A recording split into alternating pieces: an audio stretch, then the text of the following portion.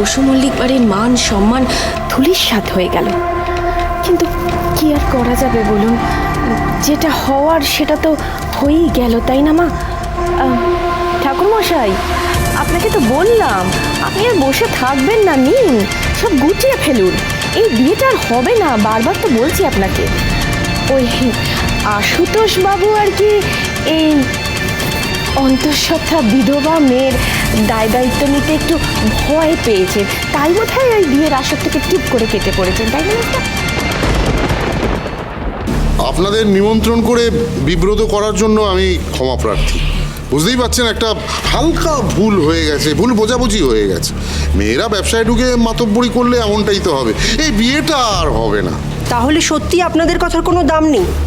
ভেবেছিলাম আমাদের মেয়েটার জীবনের সব দুঃখ সব কষ্ট আজ ঘুচে যাবে, কিন্তু এটা কি হয়ে গেল? কিন্তু আমি না ভাবতেও পারছি না আমাদের মেয়েটার এবার কি হবে। বাড়ির বউ তো খুব ঠিক করেছিল, বিধবা বিবাহ দেবে। হ্যাঁ, হলো তো? সবার সামনে নাক কান কাটা গেল তো? না মেজদা, আমি তো এখন এটাই বুঝতে পারছি না যে এই মেয়েটার কি হবে। সমাজে সবাই তো একেবারে ছি ছি করবে।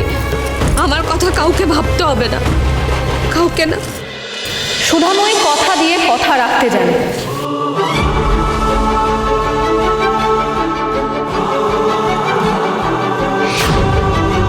আর আশুতোষ বাবু কোথাও যাননি, উনি মিথ্যে প্রতিশ্রুতি দেননি।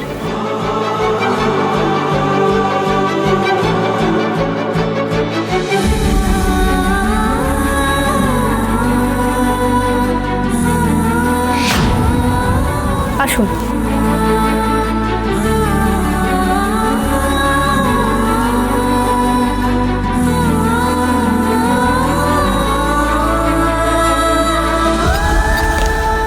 দেখি, আশুতোষ বাবু কোথাও যাননি দিদি। আচ্ছা, এবার সবাই উলু দাও, শাক বাজাও, আর পুরোহিত মশাই আপনি এবার বিয়েটা শুরু করুন। শুভ দৃষ্টি হবে এবার।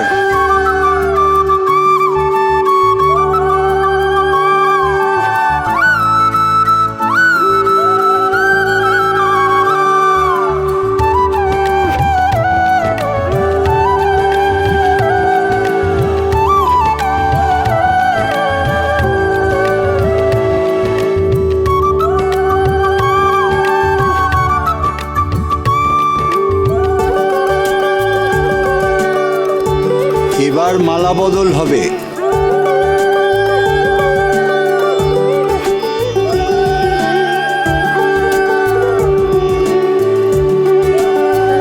বসু মল্লিক বাড়িতে ইতিমধ্যেই বিয়ের অনুষ্ঠান শুরু হয়ে গেছে, সবাই হই হই করে আনন্দ উৎসবে মেতে উঠেছে।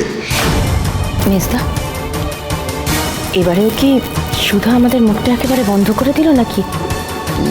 আমি তো দেখছি তীরে এসে তরি ডুবলো আমাদের। বলেছিলাম না, শুধু আমাদের ভরসার মান ঠিক রাখবে।